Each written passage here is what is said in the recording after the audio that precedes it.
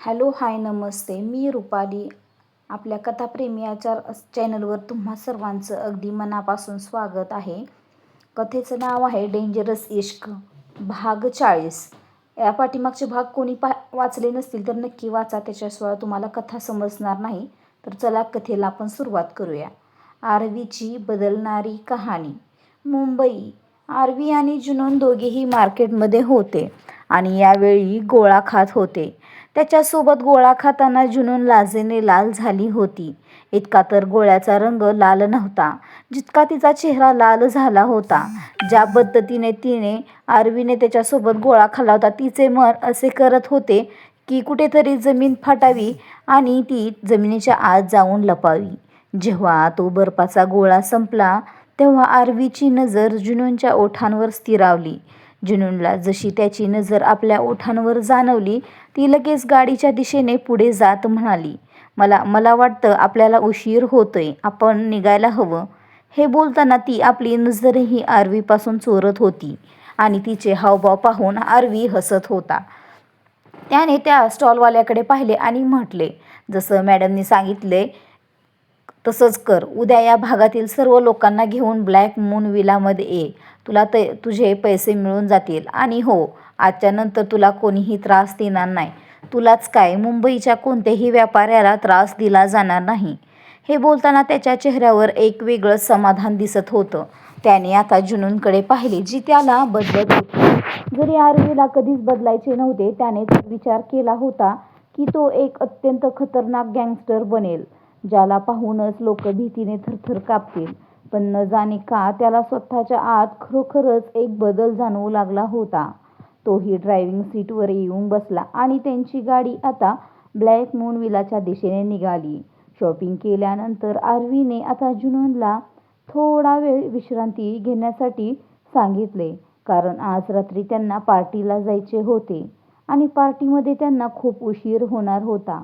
तसेच जुनून ज्या कठीण उपचारांमधून जात होती, अशा परिस्थितीत तिच्या शरीराला आराम देणे खूप गरजेचे होते. जुनूननेही एका शहाण्या मुलासारखे त्याचे ऐकले आणि ती गुपचूप रूममध्ये जाऊन बेडवर पडली.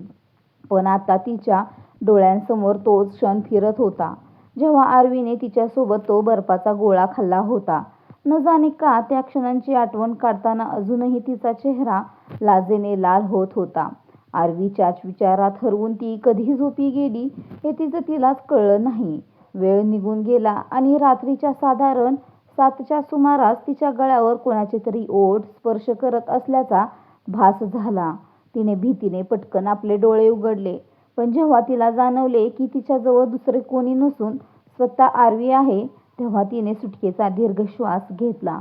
तिला स्वतःला असं घाबरताना पाहून आरवीला खूप वाईट वाटले, कारण हीच भीती तर त्याला त्याच्या जानमच्या मनातून काढून टाकायची होती. पण असो, आता त्याचे इरादे पूर्वीपेक्षाही अधिकच मजबूत झाले होते आणि वेळेची तर त्याच्याकडे अजिबातच कमतरता नव्हती.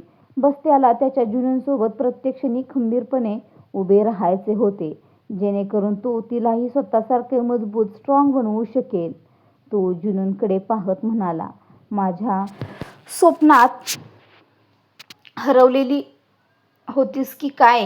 जुनून तोंड वेडं वाकडं करत म्हणाली, तुम्हाला असं का वाटतं की मी प्रत्येक क्षणी तुमच्यातच हरवलेली असते?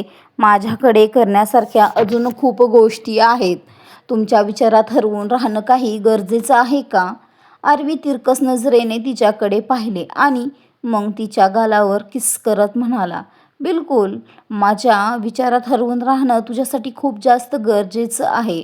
पण आत्ता या विचारांमधून बाहेर ये, कारण पार्टीला जाण्याची वेळ झाली आहे आणि जर तू आता तयार व्हायला लागलीस तर तुला रेडी व्हायला किमान 4 तास तरी लागतीलच. त्याचे बोलणे ऐकून जुनूनने तोंड फिरवले आणि ती लगेच कूस बदलून बेडवर उठून बसली. ती आपले नाक मुरडत म्हणाली, आता तर मी खरंच तयार व्हायला 4 तास लावणार. तिचे बोलणे ऐकून आरवी हसला आणि म्हणाला, पण मग तरीही तुझा चेहरा आहे तसाच राहणार ना? त्याचे बोलणे ऐकून आता जुनूनचे तोंड आणखीनच फुगले. तिने लगेच शेजारची उशी उचलली आणि आरवीच्या अंगावर फेकून मारली. आरवीने ती कॅच केली आणि म्हणाला, अरे, माझ्यावर रागून तुझा चेहरा थोडीच बदलणार आहे? पण हो, मी विचार करतोय की तुझी एक प्लॅस्टिक सर्जरी करून घ्यावी. आणि तुला माहीत आहे का, मी तर एक चेहरा सिलेक्टही करून ठेवलाय. तू म्हणशील तर मी तुला तो चेहरा दाखवू. जुनूनच्या डोळ्यात हलकीशी रडलेली छटा उमटली.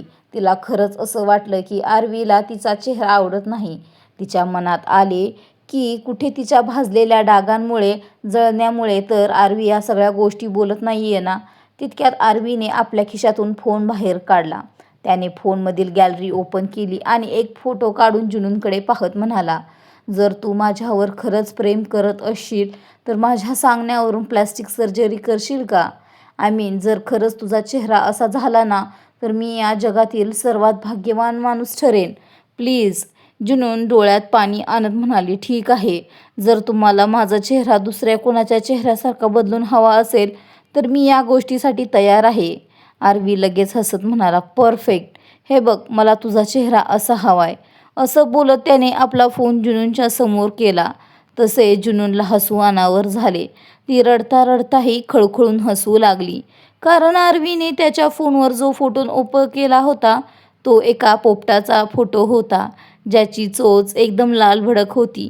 जुनून हसत हसत आरवीकडे पाहत होती आणि आता आरवीलाही आपले हसू रोखता आले नाही. जुनूनने पुन्हा एकदा उशी उचलली आणि आरवीच्या अंगावर फेकून मारली. ती तोंड फुगवत आपल्या जागेवरून उठली आणि म्हणाली, जा, आता मी तुमच्याशी बोलणारच नाही. आले मोठे गँगस्टर. आणि तुमच्या या सवयी तर अगदीच कपिल शर्मासारख्या आहेत, तेही त्याची डुप्लिकेट कॉपी. असे बोलून जुनून हसत हसत समोर असलेल्या ड्रेसिंग टेबलच्या दिशेने निघून गेली. ती आरशासमोर आली आणि स्वतःच्या चेहऱ्याकडे निरखून पाहू लागली. आरवीचे ते शब्द अजूनही तिच्या डोक्यात फिरत होते. तितक्यात अचानक आरवीने मागून येऊन तिला आपल्या मिठीत घेतले आणि तिच्या कानांच्या खाली हलकासा स्पर्श करत म्हणाला, खरं सांगू तुला, तू ना या जगातील सर्वात सुंदर मुलगी आहेस. एक चंद्र असतो ना, तो प्रत्येकाच्या नशिबात असतो. तशीच तू आहेस. तू फक्त माझ्या नशिबात आहेस. चंद्रासारखा सुंदर चेहरा आणि एकदम स्वच्छ पाण्यासारखं मन. तुझ्यासारखं या जगात दुसरं कोणीच नाही जानम. असे म्हणत त्याने तिला आपल्याकडे वळवले. तसे जुनूनच्या डोळ्यात पुन्हा एकदा पाणी आले. आरवी तिच्याकडे रोखून पाहत म्हणाला, एकतर तू या छोट्या छोट्या गोष्टींवर रडायला लागतेस. असं रडत नाहीत जानम.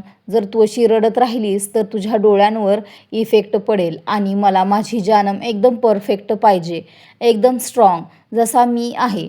जुनून काहीशी निराश होऊन म्हणाली, पण अशी स्ट्रॉंग मी कधीच बनू शकणार नाही. आरवी लगेच म्हणाला, का नाही बनू शकणार? मी आहे ना. मी बनवेन तुला स्ट्रॉंग. मला माझी जानम एकदम दगडासारखी मजबूत हवी आहे. समोर कोणीही उभा येऊन राहिला तर बस डोक्यात एवढंच ठेवायचं की दगडाला कोणीही इजा पोहोचवू शकत नाही, काही इजा पोहोचवू शकत नाही. पण दगडामध्ये इतकी ताकद असते की तो एकाच फटक्यात समोरच्यावर असा वार करू शकतो की समोरच्याला पुढचा श्वास घेणंही कठीण होऊन जाईल. त्याचं हे बोलणे ऐकताना जुनूनला समजत नव्हते की तिने कशी प्रतिक्रिया द्यावी. इतके तर तीही समजत होती की आरवीला खरंच तिला मजबूत बनवायचे आहे. पण तिच्या डोक्यात ज्या गोष्टी चालल्या होत्या त्या ती दुर्लक्षित करू शकत नव्हती. जे लोक त्यांच्या मागे हात धुवून लागले होते त्यांची भीती ती आपल्या मनातून आणि डोक्यातून काढून टाकू शकत नव्हती.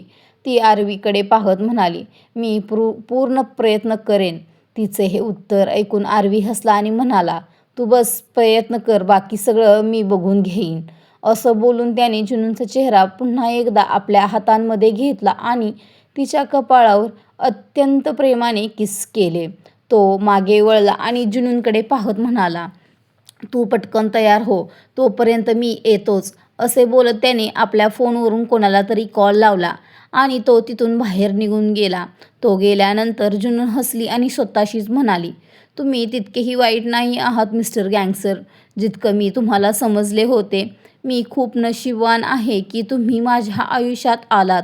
जेव्हा मी त्या माणसाच्या गोष्टी ऐकल्या तेव्हा मी खूप घाबरले होते. पण आय प्रॉमिस, आत्ता मी तुम्हाला सोडून कुठेही जाणार नाही. मी नेहमी तुमच्यासोबतच राहीन. मला माहीत नाही आपण त्या लोकांचा सामना कसा करणार आहोत, पण मी पूर्ण प्रयत्न करेन की माझ्यामुळे तुमच्यावर कोणतंही संकट येऊ नये. हे बोलताना तिच्या चेहऱ्यावर एक वेगळाच आत्मविश्वास झळकत होता. पण हा आत्मविश्वास स्वतःसाठी नव्हता, तर फक्त आणि फक्त आरवीसाठी होता. काही वेळानंतर ती आरशासमोर पूर्णपणे तयार होऊन उभी होती. तिने ब्लॅक कलरचा फुल स्लीव्ज आउटफिट घातला होता, जो तिच्यावर खूपच जास्त खुलून दिसत होता. तिला पाहताच आरवी दरवाजापाशीच थबकला. त्याची नजर जुनूनवरून हटण्याचे नावच घेत नव्हती. जुनूनने जेव्हा त्याला दरवाजाजवळ नोटीस केले, तेव्हा ती लगेच त्याच्याजवळ आली आणि त्याच्यासमोर चुटकी वाजवत म्हणाली, "काय झालं मिस्टर गँगस्टर?" आरवी एकदम भानावर आला आणि म्हणाला, "काही नाही, आभाळात हरवलं होतो. चंद्र समोर होता आणि मी त्या चंद्राचा चाहता झालो होतो." त्याची ही शायरी ऐकून जुनूनचे डोळे मोठे झाले. तिला तर अजिबातच कल्पना नव्हती की आरवी कधी अशा प्रकारेही बोलू शकतो. आरवीने तिचा चेहरा पकडला आणि तिला पुन्हा आरशाच्या समोर घेऊन आला. तिथे ठेवलेले काजळ उचलून तिच्या कानाच्या मागे लावत तो म्हणाला, "कुठे माझीच नजर न लागून जावो तुला." जुनून आता आणखीनच थक्क झाली होती. आरवी तिच्या त्या मोठ्या आणि सुंदर डोळ्यांकडे पाहत म्हणाला, "काय झालं? अशी काय पाहत आहेस?" जुनून तोंड वेडं वाकडं करत म्हणाली, "हेच की, तुम्ही गँगस्टर असण्यासोबतच पार्ट टाईम कोचिंग क्लासेस तर चालवत नाही ना? आय मीन रोमॅन्सचे कोचिंग क्लासेस." तिचे बोलणे ऐकून आरवीने तिला थेट आपल्या मिठीत ओढले आणि म्हणाला, "नाही, मी फक्त प्रॅक्टिकलवर विश्वास ठेवतो आणि ते प्रॅक्टिकल मी फक्त तुझ्यासोबतच करणार आहे." हे बोलताना तो तिच्या गळ्यापाशी झुकला आणि अत्यंत प्रेमाने त्याने जुनूनच्या गळ्यावर किस केले. जुनून अंगावर काटा येऊन शहारली. काही वेळानंतर ते दोघेही गाडीत बसून पार्टीच्या ठिकाणी जाण्यासाठी निघाले होते. रिवायत रिसॉर्ट. आरवीने जुनूनच्या हातात आपला हात गुंफला होता आणि तो आतल्या बाजूला आला. त्याची नजर सभोवताली फिरत होती. तिकडे जुनूनच्या चेहऱ्यावर मात्र हलकीशी भीती स्पष्ट दिसत होती. ती मनातल्या मनात बस एकच प्रार्थना करत होती की आज सगळं काही नीट पार पडो, कोणीही त्यांना त्रास देऊ नये. तिला बस तिच्यामुळे आरवी कोणत्याही अडचणीत सापडलेला नको होता. तितक्यात मिस्टर डिसूझा आरवीच्या दिशेने आले आणि आपला हात पुढे करत म्हणाले, "वेलकम, वेलकम मिस्टर आरवी. आम्ही तुमचीच वाट पाहत होतो.